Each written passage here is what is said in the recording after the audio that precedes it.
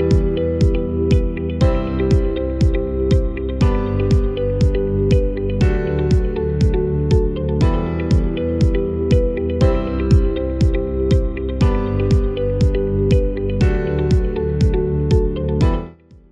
represents like a pizza party where each slice is like a different perspective, but more toppings the better. And if you're only the female member in your team, and if are there any discussions happening within a team, I feel that the women should be included. A lot of our work revolves around objective decisions. So inclusion also means that you foster a culture where everyone is free, no one is hesitant to come up with ideas around that demand a lot of objectivity, that when nothing is very subjective, and people are coming up with ideas with respect to tech, with respect to architecture, with respect to code, all of that, they are able to actually come up with ideas in a way that not only makes them feel included, not only makes them feel like they're a part of the organization, but it also fosters a culture of growth, and growth in mindset, growth in thinking larger than what your current role is in the organization. I learned that your hard work is recognized and valued, irrespective of the team you're working for.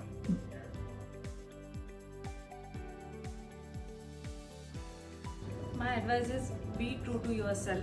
Few years back, when I was about to start leading a big team for an enterprise client, I started comparing my leadership style with the old or the previous male leadership on that client, and I was like wondering, and I went to my boss and discussed it with him. Then he said to me, it doesn't matter what's the gender of the leadership, what matters is the outcome. Seeking mentorship and giving mentorship is a very good way to kind of percolate growth and percolate ideas amongst an organization.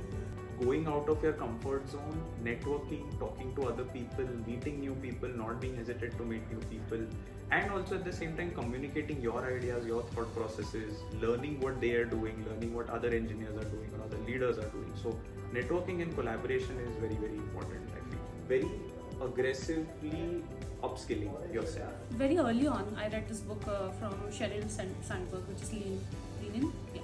In that, she mentioned one very important thing, which I try to implement over and over again in my career, which is don't leave before you leave. We as a woman go through various changes in our life, from being a bachelor to being married to having kids. I have 2 kids. In all of these periods, there comes so many times when we feel like no, I cannot do it all, this is too much, or we anticipate that no, I'm gonna have kid, so my responsibility is gonna increase, now let me take a backseat right away. So that's not a right attitude if you wanna scale, if you wanna advance in your career. So don't live before you leave, that's one thing. So I think in general, when we started Velotio, or even the course of building the company, I think we never distinguished or separated men and forces within the company. We always, whatever opportunities were there, we always encouraged everyone to take it up. But some of the interesting things that came out of this was we saw a lot of women who are really motivated, who are more dedicated, or more disciplined, and they really stepped up and took up a lot of these opportunities that came along the way. And that sort of happened organically within the company.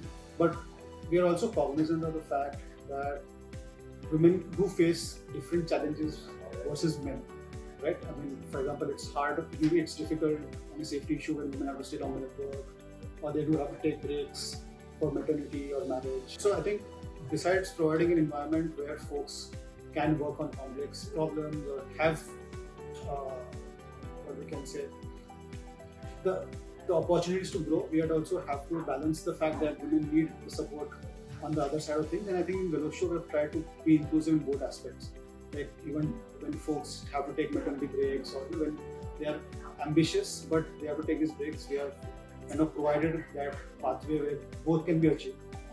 And I think also in Velotio, a lot of our leadership across recruitment, sales, marketing, HR, are all women driven. Again, they're not been by design, that's just happened because we don't distinguish.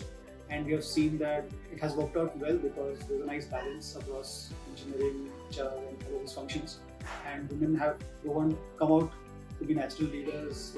They have shown discipline, they have shown a lot more rigor and dedication to some of these aspects.